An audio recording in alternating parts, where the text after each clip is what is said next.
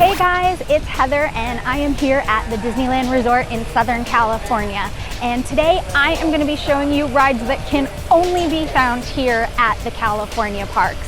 So these are the rides that are quintessentially Disneyland. They're what makes the California parks the California parks. They're quaint, they're charming, and they're some of the most iconic Disney rides actually. They're the reason that you want to come here. So if you are Disney World professionals, you've been there a billion times, you're going to come out here and there's going to be a lot of things that are familiar. So the most important rides, in my opinion, to do are the ones that can't be found anywhere else. So come with me and let's go see what we can find.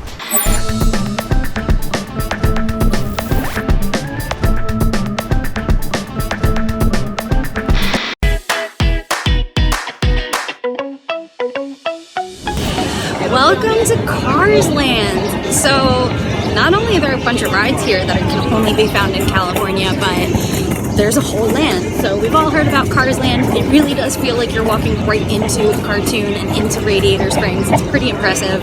The mountains in the back, they look real, especially at night. They're lit up so pretty. I love it here, but there are two really great rides. Radiator Springs Racers and Mater's Junkyard Jamboree, which honestly is my favorite. It's like the sleeper hit of Cars Land. It's so much fun and it just kind of whips you around. Then there's also Luigi's, which used to be the flying tires, but they closed that a few years ago, and now Luigi's friends have come over from Carsoli, Italy, and they're teaching us all of their line dances, which is a lot of fun. So let's go check these out.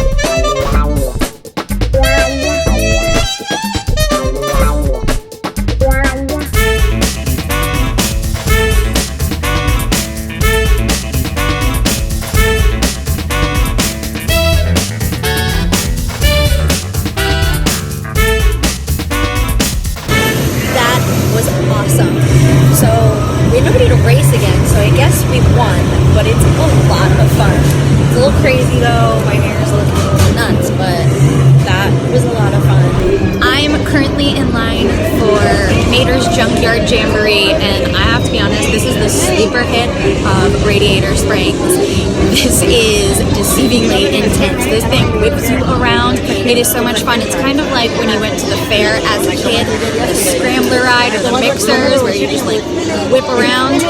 It's really bad if you're riding with someone that's bigger than you because you kind of get crushed in the corner. But it's cute because Mater is singing, square dancing tunes and telling really awful, corny jokes. But it's the best time. I have yet to walk off this and not be laughing. Controversial opinion, I actually like this better than I like Radiator Springs Racers. It's a lot of fun. Please don't hurt me. Oh no, no, no. Okay, so behind me is what I think is easily the most iconic Disneyland attraction. It's actually the icon of the park, believe it or not. Sleeping Beauty Castle was never meant to be the icon. Instead, it's the Matterhorn. This was actually the first steel roller coaster that was ever made. And it towers over everything else in the park. It's located between Fantasyland and Tomorrowland, and you can't miss it, honestly. It's right there. It's the biggest thing. But I have to be honest, it's really painful. I do not like riding this ride. It hurts. You get jerked around. You usually get off and have like the biggest backache. But if you've never been to Disneyland, you absolutely must ride it, because where else in the world are you going to ride it? Nowhere, because it's only here. It was part of the big Disneyland expansion back in the day when in 1959 Walt opened all these e-ticket attractions. This is actually what created the term e-ticket. And I would love to ride with you, but it's down for refurbishment. Womp womp. But you can still take a look at it. It's one of the most iconic things here, so I think that we can try to sneak up to it a little bit. They're doing a bunch of testing on it today. And fun fact, it is actually true that there is a basketball court in there for the cast members to play in on their breaks. I don't know if they still use it, but it exists. And the Yeti is really terrifying. They redid the whole ride a couple years back, and it's really cool inside. I only ride it once every couple of years when I forget how painful it is. But I think this is easily the most iconic Disneyland attraction that you can only find here. This is a big one. This is the ultimate ride that you can only find at Disneyland in California. Behind me is the many adventures of Mr. Toad. Mr. Toad's Wild Ride.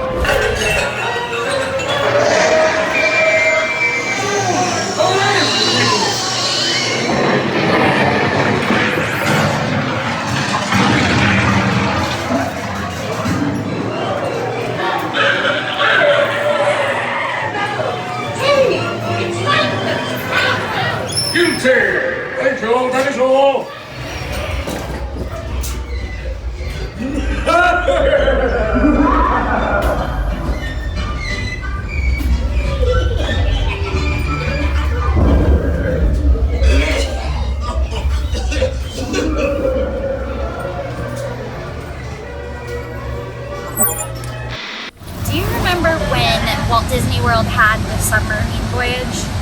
Because I do, and I miss it so much. But here at Disneyland, you actually can ride a submarine.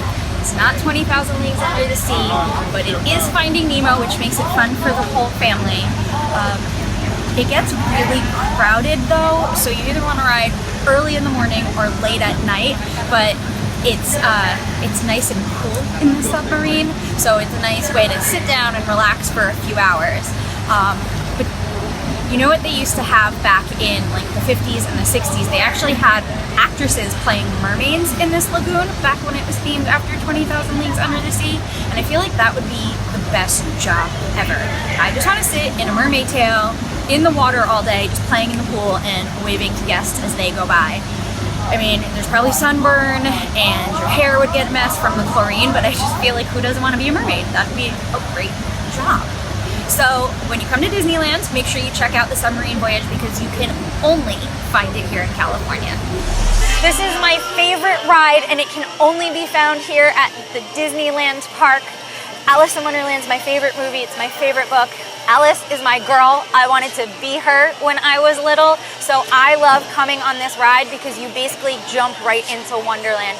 You go through the Tulgey Wood, you hit up the Mad Tea Party, you play croquet with the Queen of Hearts. So it just makes me feel really happy because when I was little, this is all I wanted to do, and you can only find it here, so it makes it really special. I just got in line for Pinocchio's Daring Journey. This is located in Fantasyland. It's not something that we have on the East Coast, so you can only find this here at Disneyland. It's a really cute little dark ride. I'm not gonna lie, it's terrifying. This ride is really, really creepy. So, of course, it tells the story of Pinocchio, but it's really scary and it's really sad. You know, you're watching the boys get turned into donkeys on Pleasure Island, and then, you know, poor Geppetto is terrified because he's lost Pinocchio. He doesn't know where he went, and it's just like the saddest, creepiest ride. It's a children's ride. It's in Fantasyland, but it's really cute. There's a lot of level of detail, and it's something that is only found here at Disneyland Park. So you almost have to ride it. The cool thing about this is that there's never any wait, really. I think the wait time said 5 minutes. If I wait 3 minutes, that's going to be a lot. And we start, I'm entering into Geppetto's little house. It looks like a cute little German chalet. There's stained glass everywhere. It's actually really reminiscent of the Germany Pavilion in Epcot, which would make sense because it's supposed to be Germany. But you know, it turns out okay, right? We've all seen the movie. But in the end, you know, Pinocchio becomes a real boy and Blue Fairy comes and everything's happy. So it's definitely worth, you know, the 10 minutes it takes to ride the attraction. So another ride that is only here at Disneyland is the Indiana Jones ride. You can hear in the background, it sounds like the jungle because I am outside the temple right now waiting to get inside. This ride is super popular and there is always a wait. So you're going to want to grab a fast pass if you can. If you can't grab a fast pass, then I would inquire and see if they have a single rider line. Disneyland's really weird in that sometimes they have single rider lines and sometimes they don't, so it doesn't hurt to ask. And as long as you're not traveling with young children, you don't mind your party getting split up, that is a great tip because you can't come to Disneyland and not ride Indy. It is so much fun. You're inside a temple, you run into snakes and bugs and spiders and oh gosh, I just got hit by a leaf. That's delightful. But all the things that could go wrong do. You get hit, the ball comes rolling at you, you're going backwards, you're going up and down. It's actually the same ride vehicles as Dinosaur in Dinosaur! It's actually the same ride vehicles as in Dinosaur over in Animal Kingdom, but it's an entirely different experience. And oh, okay, I'm inside the temple now. This is a really fun queue too. There's a lot of hidden details, so if you see a pole, make sure you pull on it. It's a lot of fun, and it's very loud, it's very intense. So if you don't mind being shaken around a little bit, you have to check this one out. So I've made my way over to Pixar Pier, and I'm currently in line for the Incredicoaster. This is one of my favorite rides over at Disney's California Adventure. It's sort of new, sort of not. It used to be California Screamin' Roller Coaster, and about a year ago when Pixar Pier became Pixar Pier, they renamed the coaster after The Incredibles, and it's not something you can find at Disney World. It can only be found here at Disney's California Adventure, and it's meant to look like an old school wooden roller coaster maybe that you would have found on the Santa Monica Pier. So it's actually a really long ride. There's a lot of ups and downs. There's an inversion, so it's the only ride out here that goes upside down. It's all outside in the open air, and when you get to the top you have these beautiful views of Anaheim and the surrounding cities, and on a clear day you can see the mountains off in the distance, so it's nice.